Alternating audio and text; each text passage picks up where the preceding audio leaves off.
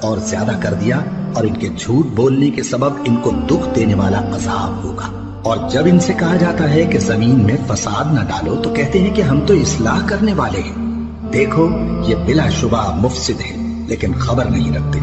اور جب ان سے کہا جاتا ہے کہ جس طرح اور لوگ ایمان لے آئے تم بھی ایمان لے آؤ تو کہتے ہیں بھلا جس طرح بے وقوف ایمان لے آئے ہیں اسی طرح ہم بھی ایمان لے آئے۔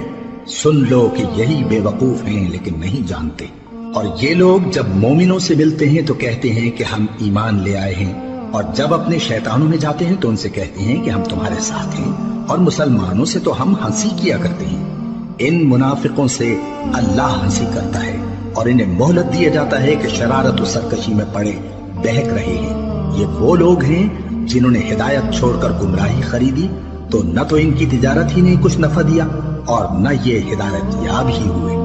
ان کی مثال اس شخص کی سی ہے جس نے شب تاریک میں آگ جلائی، جب آگ نے اس کے ارد گرد کی چیزیں روشن کی تو اللہ نے ان لوگوں کی روشنی زائل کر دی اور ان کو اندھیروں میں چھوڑ دیا کہ کچھ نہیں دیکھتے۔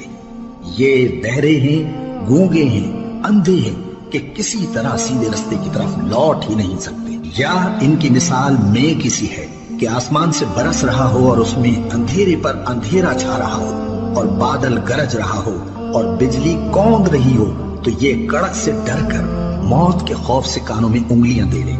اور اللہ کافروں کو ہر طرف سے گھیرے ہوئے ہے، قریب ہے کہ بجلی کی چمک ان کی آنکھوں کی بصارت کو اچک لے جائے۔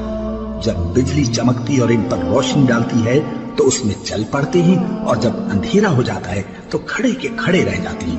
اور اگر اللہ چاہتا تو ان کے کانوں کی سنوائی اور آنکھوں کی بینائی دونوں کو زائل کر دیتا۔ بلا شبہ اللہ ہر چیز پر قادر ہے۔ لوگو اپنے پروردگار کی عبادت کرو جس نے تم کو اور تم سے پہلے لوگوں کو پیدا کیا تاکہ تم اس کے عذاب سے بچو، جس نے تمہارے لیے زمین کو بچھونا اور